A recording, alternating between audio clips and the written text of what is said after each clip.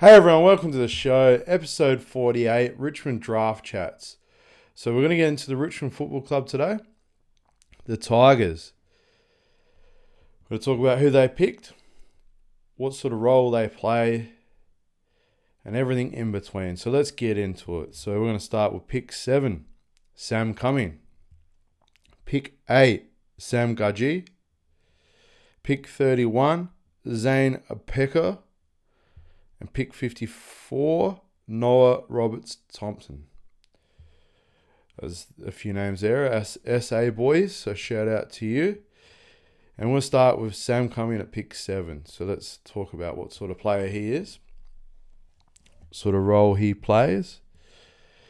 He is in the South Australian undefeated midfield for the under-18, standing at 183 centimetres. He's explosive and also a competitive midfielder who can also play up forward, who reliably wins the contested ball and has added also outside chain link he plays to his game. Sam Cumming will be amongst the most highly sought after prospects at this year's draft after a impressive couple of seasons with the North Adelaide Football Club. The midfielder took out last year's SANFL's Under-18 MVP award as a bottom major, making 10 appearances for an average of 27 disposals. So that's pretty good. He's playing up a grade. He also turned out twice for South Australia at the Under-18's National Championships and was selected to play in the National Futures game. With such exploits under his belt, Cummings was inducted into the 2025 AFL Academy and impressed during his pre-season training stint at Port Adelaide. So he got to train at Port Adelaide, which is pretty cool. He came into the pre-season. Well, I would have liked Port to pick this lad up, but you got him, Richmond fans. So yeah, he came into the season with proper huge raps as a potential and delivered to become an All-Australian by the end of SA's undefeated title-winning championship. The best was yet still to come for Cumming as he stepped up as North Adelaide's league side and made an immediate impact. So yeah, he come into North Adelaide's league side that did struggle a bit and would have really needed his help. Amid his best patch of form for the year, where he started with 21 disposals and 3 goals in round 13 against South Adelaide, my great-grandpa's side. Unfortunately, his season ended in the 4th and final senior game after he injured his shoulder 3 weeks later against Central Districts. Cumming was still fit enough to participate in the National Draft Combine, where he showcased his explosive speed and with a sub 3-second 20-metre sprint. Cummings is quite a well-travelled player already, having played junior football in Wentworth Town over the New South Wales border in Sunraysia region. Might have butchered that. He also represented Bendigo Pioneers in the 2022 V-Line Cup and ended up attending school at the prestigious Prince Alfred College in Adelaide, a very good, one of the best colleges in Adelaide for those who don't know. It costs a lot of money to go to Prince Alfred and has produced a lot of good footballers. Thus linked up with North Adelaide. He's also a Hawthorn supporter. So yeah, ironically, he's a Hawthorn supporter. Probably plays the way that Hawthorn like their way of game. He models his game on the likes of Sydney star Isaac Heaney. But in all fairness, in my view, I guess he can take marks overhead well like Isaac Heaney. But this guy's got Joel Selwood traits written all over him. Absolutely good inside midfield. Probably even a little bit better than Joel if he can take overhead marks as from a junior perspective. But the way Joel Selwood come on and impacted his career early, I believe from going off what I remember, I believe he was a Rising Star Award winner. I might have butchered that one. We'll look that one right up right now. But yeah, he arguably is one of, an absolutely gun player to start his career off. I believe he won a premiership in his first year, which was against Port Adelaide. So we'll just quickly check that. So yeah, he was the Rising Star winner of 2007. So yeah, I thought I got that one right on the money.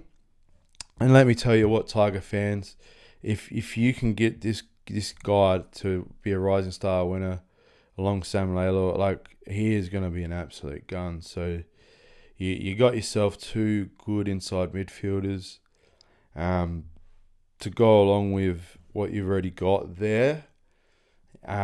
There's no doubt this guy, if he has a similar sort of career as Joel Selwood, like, he's just put his head over the ball. Similar body shape to Joel. Plays with a competitive nature, much like Joel. So yeah, that's one of his strengths. Consistency, his overhead marking, which we highlighted that with Isaac Heaney type traits. Power, scoreboard impact, work rate, kicking technique and outside game. Once again, I don't think he's going to be an outside player. I still think he's still good enough to chain link. Like, what else do you want the man to do? He's carried the midfield at South Australia on his back alongside Dyson Sharp and a few other players. But he's well-rounded player who will appeal to AFL clubs. Mostly his ability to hurt the opposition as a powerful midfielder who can also go forward, which is a good trait to have. He's built his game base on the inside ball and winner are capable of prizing the first possession. He's almost got a bit of Horn Francis about him too. Combining explosive speed alongside poise and distribute out of the packs, and now has also a genuine goal threat. He has enhanced his forward craft and can impact with strong overhead marking. Cummings' consistency is part of what makes him a great player across the 15 SANFL under-18 appearances. In the last 2 seasons, he has dipped below 20 disposals just twice, highlighting his elite ball-winning acumen. Part of that keeps him in the game with his competitive nature, the ability to hit the contest, extract the ball out of a one-on-one contest is more than important and more than enough for his capabilities. His competitive nature, also his desperate two-way running efforts, so he likes to run both ways. He's a defensive runner and a forward runner, and scrapping for possession each contest. He has high work rate and also the ability to just keep running in between contests, tackle, chase, kick the ball forward type player. His work rate is also his running power. He's always been a ball inside the midfield, but has quick feet and a quick step on the outer, as I mentioned about his 20-metre sprint. The strength to break tackles, which is important, and shrug his way out of congestion. So yeah, as I mentioned, if he can get off early like Joel Selwood did in his career, I could see his career being very similar to him. He's going to be up against it to win the Rising Star. There's going to be a lot of rookies that coming in this year, and best of luck to him for that. The ability to accumulate in all parts of the ground. His elite running and training standards have been noticed and allowed him for improvement throughout his early part of his career. He's uncovered with the versatility to chop out as a high forward and a dangerous deep connection. His weapon going forward is including his gutsy overhead marking, consistent scoring ability, and also he posted an 89 centimetre running leap at the combine. Running vertical jump in the preseason combine. And is capable of competing for pack marks. This attribute helps along with his ability to kick goals, which Cumming has done on a regular basis. So yeah, high impact type player who has previously racked up the ball and now can cut through opposition in various ways of doing so. Also, the improvement will come as Cumming continues to refine his skills. His kicking technique can look a little awkward at times, but there are stages where he struggled to execute under pressure. I mean, the guy's getting tackled probably by 3 people at once, so, probably allowed a little bit of... his midfield numbers speak for itself. He's the championship winning team also, so he's been a part of the winning side. He's done all the hard work, but he can pick out targets, and being able to consistently deliver on the run in tight spots will only make him a more dangerous player. Yeah. One of my favourites probably from the draft this year. He's obviously South Australian. No, he's Victorian actually, and he's come across the border. But he's done a lot of his junior football playing in the state team and through the North Adelaide, and he's come to school here, so that makes him an honorary South Australian in my eyes. He's come here and played in the great side, so he's played alongside fellow South Australians. He's put on that South Australian jersey, or Guernsey, sorry, and I think that's pretty good. So yeah, we don't say jersey here in Australia, it's Guernsey, so just want to clarify that, what people understand what that says. Pick 8, Sam Gaji. No, sorry, Gaji. Drew. I don't know. I've totally butchered that one. It's spelt GRLG. Sam Gaji. I don't know. Can't pronounce that one, folks. You can roast me on that one. That's fine. But in all fairness, he was supposed to slip a bit later in the draft, and I think Hawthorn were tipped to pick him. So let's talk about the guy that Richmond picked up, eh? He's our midfielder, standing at 182 centimetres. He's a lightning quick type player who breaks lines with flair and frequency. Few players like him at the Combine had the flair and substance like Sam. He's the Oakley Chargers speedster who came on strongly as a top ager player to enter the top 10 conversation. Catching the eye of raw pace and dare, he came through the Chargers ranks as a dashing half-back last year. And Richmond are struggling for half-backs, obviously, since Rioli moved up to Queensland with the Suns. This is a perfect chance for this man to come in and make his career start off the half-back. Last year, playing 10 Coates League Talents games to earn a selection in the Vic Metro and National Under-17s future squads. Sam then elevated his game on the back of a strong pre-season, lifting his disposal average from 13 to 20, so quite good. And more midfield time in 2025. His performance is in one of his good performances was in an early trial games, which was against one of Vic Metro's early trial games that pushed his draft stocks up. He produced a very steady national championships campaign. In comparison, he even reverted back to his role across the half-back by the end of it. So Vic Metro struggled a bit. I get this guy went very high in the draft, and props to him.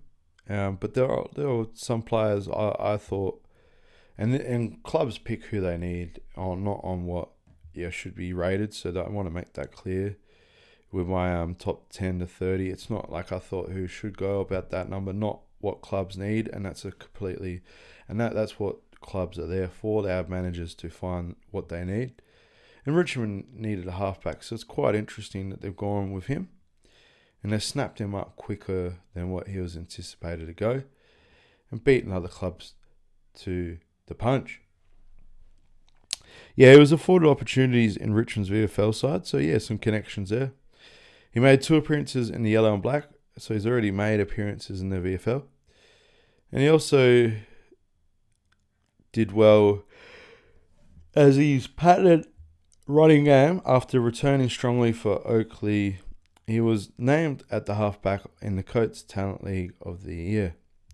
He came second in the Chargers Best and Fairest award and also clinched the club's midfield award. Most recently, he starred in the National Draft Combine, with a pair of top 10 results. He ranks second in the 2K time trial, so quite fit, stopping the clock at 5:59, while also placing 9th in the 20-metre sprint at 2.9 seconds. The midfielder is a Carlton supporter. There you go. And he models his game on the likes of Zach Butters and Nick Dacos, mainly for their ability to change gears and moving on the inside and out. Some of his highlights are, I'd say he's more of a Dacos player than what he is as an aggressive type, because Dacos started his career off the half-back and swapped into midfield, as we all know, or for those who don't know. And Zach Butters started off the forward line, was more of a half-forward, moulding his game on like a Robbie Gray at half-forward and then moving into the midfield to be the elite midfielder that he is today. So, I think he runs a bit like both, but I didn't see the sort of hardness that Butters has. That's a bit of a unique type trait to have. Not to say this guy is not a hardened type player, but Butters definitely likes to tackle and get amongst it, as you can see in my photo behind my head. So that's not a knock on the guy. We'll see if he has that he has the speed and the flair, but that's not what transfers into the tackling ability. A bit of mongrel about him, So, but he probably could have that. I just from what I've seen, he was more of the half-back type player that run and dashes with the ball. And that's not to knock him. That's just a good trait to have. So, he's competitive. Is one of his strengths. Dare. He can run the lines, breaking the lines, running power, speed, accumulation, and composure is what he needs to improve on. Obviously, his main weapon is his running power. He operates at full throttle, accelerating through the gears, making it hard to catch. He's quite unique and backs his speed in regardless. So, that's a good thing. From that aspect, I could see Butters out of him because, run and dash type player. Different to tackling and all that sort of stuff, but he's run and dash is important, and that's the power that he has. He has a blend of speed with strong endurance base, producing repeat sprint efforts. And that's what's required of a modern day footballer or any footballer during the past. That term's a bit of a, I think you've had to have that since the day of dawn, since football. So the modern term things are just not irrelevant because you've had to do that for the whole time. The national draft one where he achieved top 10 finishes in the 20-metre sprint and 2K, like we mentioned. Has great speeds of burst. His forward momentum in an instant. He can take off as soon as he collects the ball without compromise. Constantly putting the opposition on the back foot. Particularly as a defender. Moves the ball as an end-to-end type player. Also possesses in the single passage plays, either linking up by hand or the absolute gut running to bust through and be a linking player. It's great to have, especially at AFL level, and then running to 2Ks in that good time means that he's good at that. He can run all day. He's also a difficult matchup to contain. He slips tackles, rolls them over his back, and also riding the bumps while possessing a wicked sidestep. That's allowed him to take many risks under an enormous amount of pressure.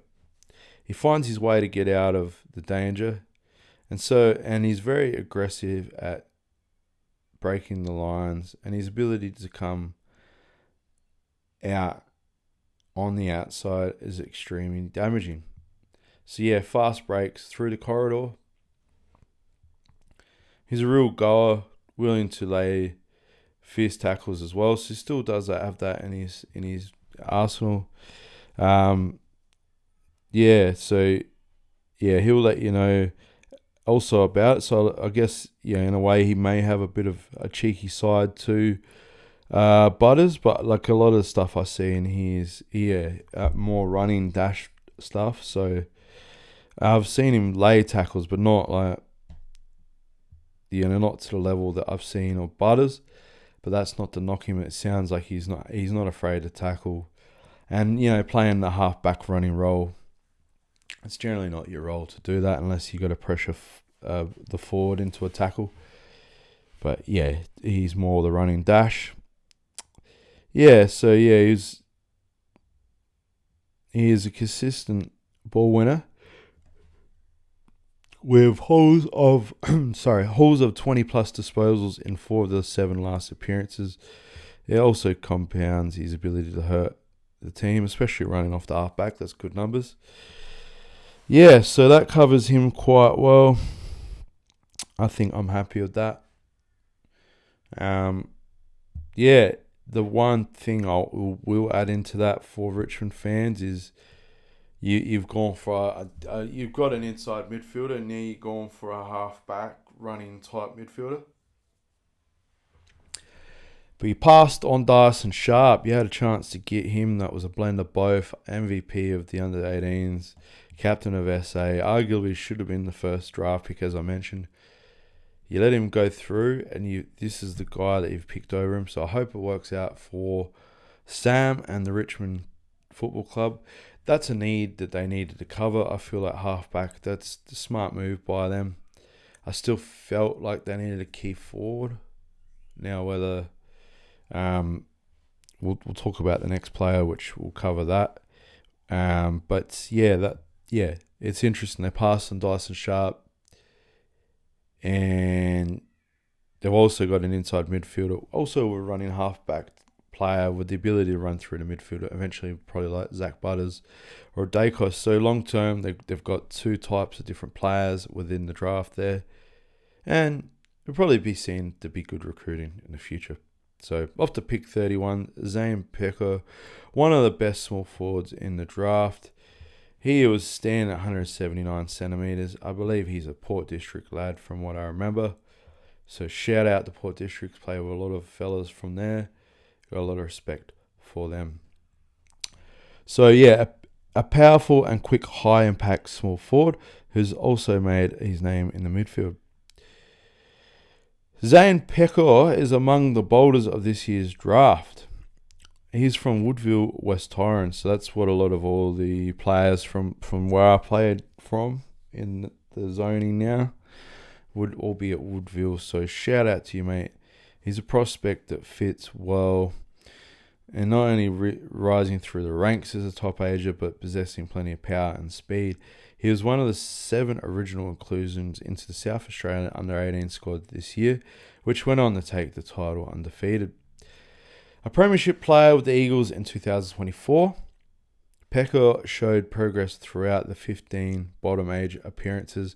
He lifted his 13 disposals to an average of 24 in 2005. So yeah, quite interesting. Also built 16 goals in 12 games. His early season form in the midfield began to garner attention from the state selections, guiding to transition to more of a forward role, where he thrived at representative state level. He was one of the small forwards, along with Doveston from the Roos that they drafted. Those 2 guys, I think, in my view, were probably the best permanent small forwards in the state competition. There was a few more in Vic Country as well. There's only a handful of guys that can play that role, but yeah, very much in that mould of play. Yeah, he played a full national championships campaign, kicking goals in every match, including 2 against Vic Metro. He lifted his level back in the club of colours once he got back. He starred with Juven Philippou, who I think was drafted to Sydney, from what I understand, and Jack Cook, who unfortunately get drafted, but stepped up into the league grade, and he also strived to match their standards. He grew up a Geelong supporter, which is quite a surprise, and strives to mould his game on the players like Zach Bailey. So yeah, probably like Zach Bailey, but just a bit shorter.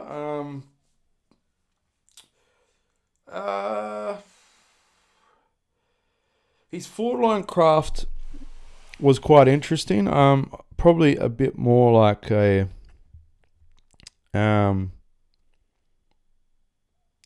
Myers from Geelong.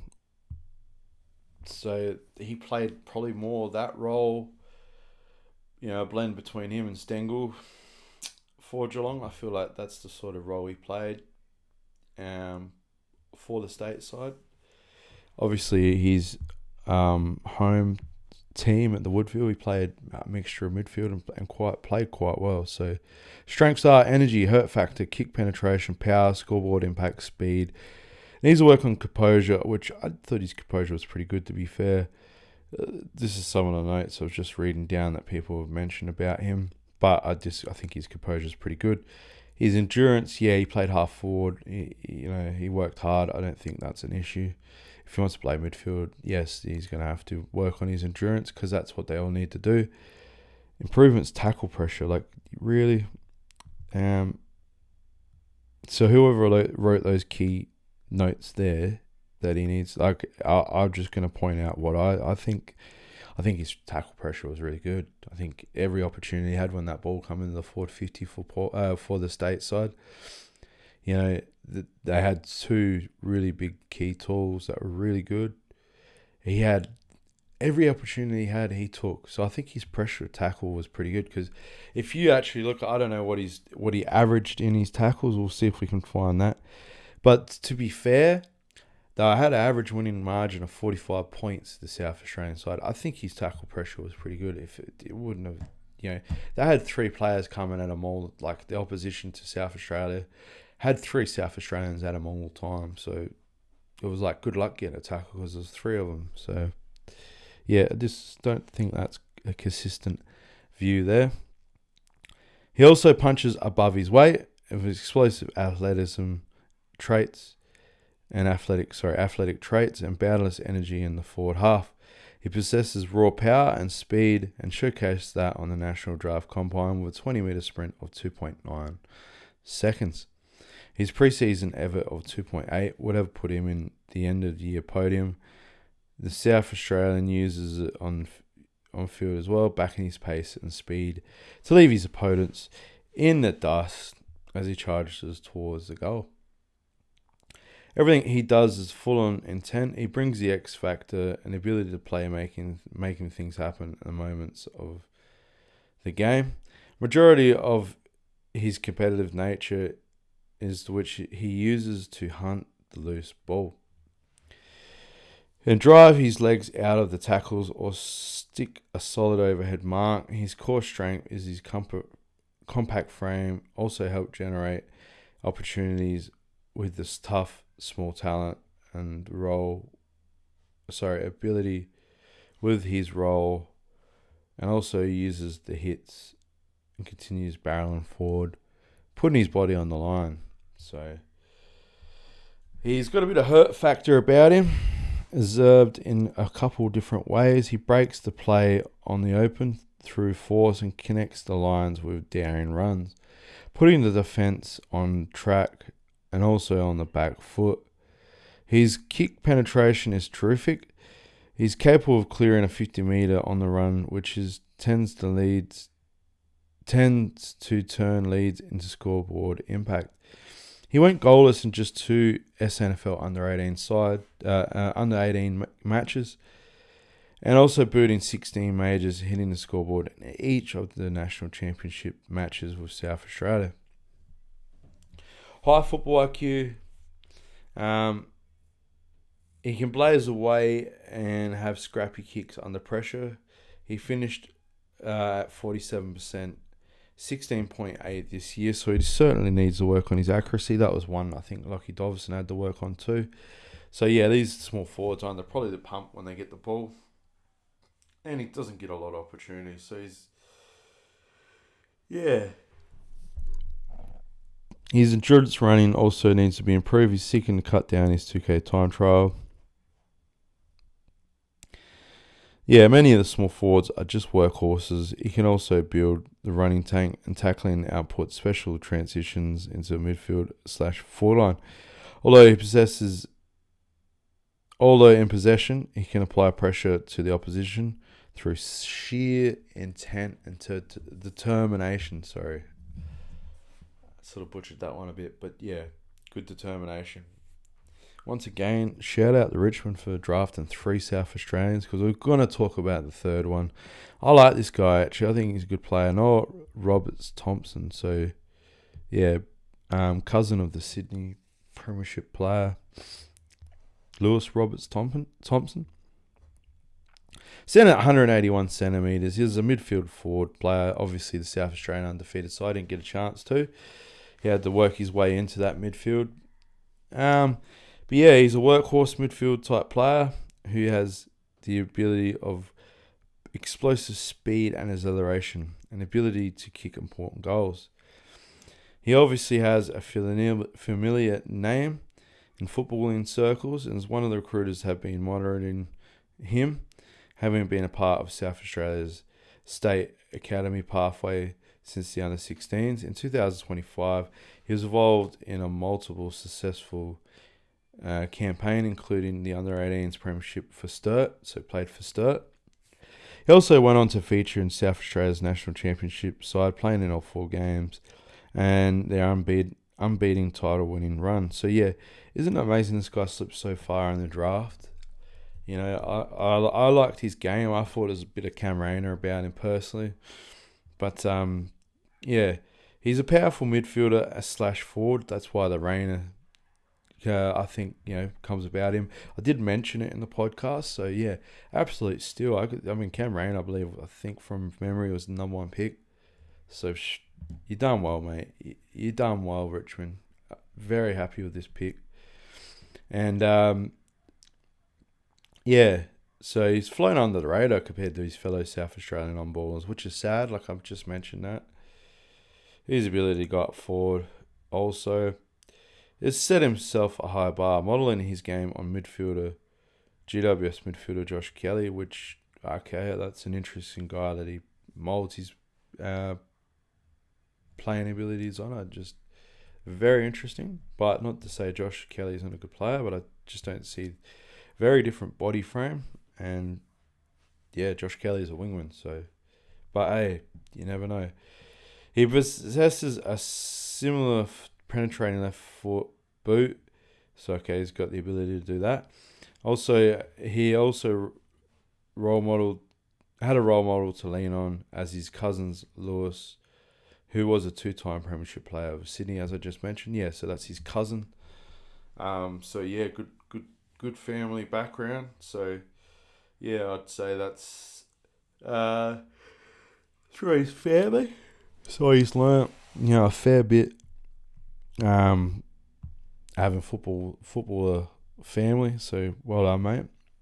Strengths are agility, clean hands, contested ball. Like I said, he's a bit of a contested beast, which surprised me with the comparisons to Kelly, who's a wingman. And very much an outside player. Good player, just a very good outside player. Footy IQ, running capacity, scoreboard impact. Defensive transition, yeah. He's a big inside ball. Impact per possession. Well, he plays up forward as well, so you can't rag on him too much there. Roberts-Thompson's versatility makes him a difficult player to play on. At the coalface, he's already strutting away to be a ball-winning midfielder with clean hands who generally makes the right decision. Then as a forward, he has the ability to seize upon a slight opportunity to hurt his sides with score involvements, and also his bigger sort of frame. So his score involvements, he also had a stint across the half-back during his junior career, where he utilised his penetrating left foot and aggressive ball use at the forwards foray. Stand at 181 centimetres. Obviously, he's not overly tall, but has a presence across the ground level of play, and hasn't been held back by his lack of size. As I mentioned, he's a bit more solid sort of lad. He's a player who possesses a low centre of gravity and core and strength that allows him to explode out of congestion.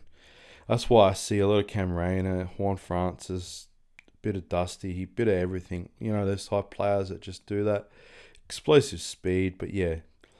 He demonstrates attributes at the combine, particularly in the 20-metre sprint and agility test, where he finished 6th overall in both events, ahead of such highly touted prospects as Sam Gaji, who we just talked about, and Zeke Yulin. So, yeah, this guy is just an underrated player. He finished 6th, and he's in the South Australian undefeated side. Yada yada. We could rattle off. He's in the Premiership SANFL side, which is the Talents Coat League equivalent. And this man is slipped through to pick 50s. Like, what is going on? I just don't get it. Like, I get the Talents Coat League has a lot of talented players, but this guy would be in the South Australian under-18s team of the year, 100%. You gotta put some recognition on those names. So, but he's made an AFL club. It doesn't matter what number these boys get picked up. That's irrelevant almost. They just want to go to a club. So, yeah, his output at the under-18 level was impressive, and consistently averaging 22 disposals and 1 goal per game for Sturt, as I mentioned, the championship winning team in the SNFL under-18s. During the national championships, his numbers halved due to lack of midfield exposure. Well, when the midfield's that good, it's a bit hard. Also, he's been open about his deficiencies, signalling that his intent to address his defensive transitioning is something he believes he's already made inroads on this season. So there we go. Just quickly on that, it's just amazing they've picked up such good South Australian players, and they've got one Victorian.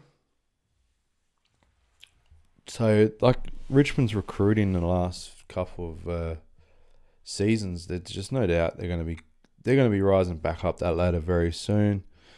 I think they should have. I think the only thing as far as what they need is a tall forward. Absolutely. So we're just going to quickly talk about the supplementary players. So they got Thomas Burton, Western Jets midfielder, 178 centimetres. He was one of the players that one deemed unlucky not to be a final home after the national draft. It remains to be in the mix as his steam junior career. He's a Western Jets product. Most notably, he's a defender / midfield.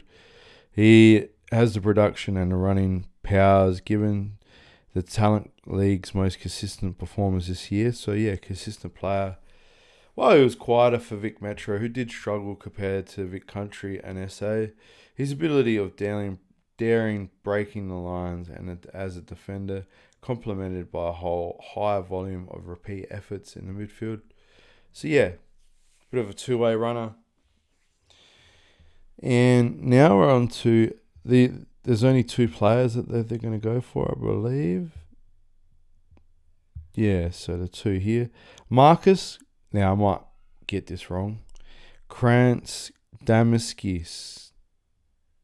He's a ruckman, 201 centimetres. He's an emergent ruck who wasn't quite ready for the national draft. He garnered plenty of interest nonetheless. He's shown a strong work rate and improvement since converting from basketball, boasting a strong leap, a good pace off the mark, and a player for his size is what more. He's a great competitor, also likes to impact frequently as he was part of the Eastern Rangers Premiership side, along with the region's first 4 draft picks. So, this draft was an interesting one for ruck. There just was a few ruckmen that just didn't get picked up. I know Harding went to Fremantle as a supplementary pick, whether he gets a gig or not. And, yeah, we got another ruckman. Also, we got the other ruckman from SA who didn't get picked up as well.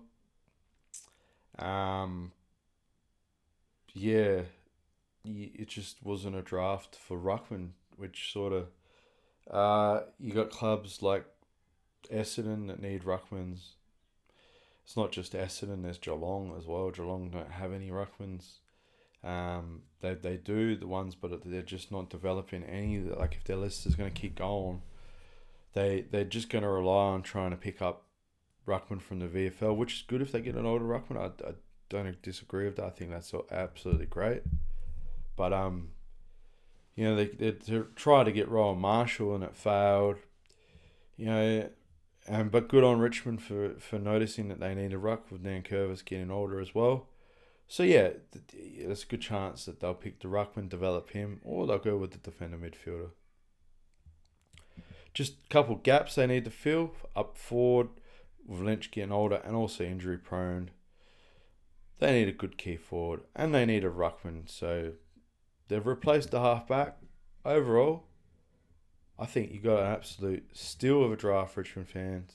You should be proud. Thank you for giving us, or giving my state SA a chance to let players play there. That is absolutely awesome. Shout out to all you players representing the state. You've earned it, so play well. To all the Richmond fans, I hope you enjoyed today's podcast. Thank you.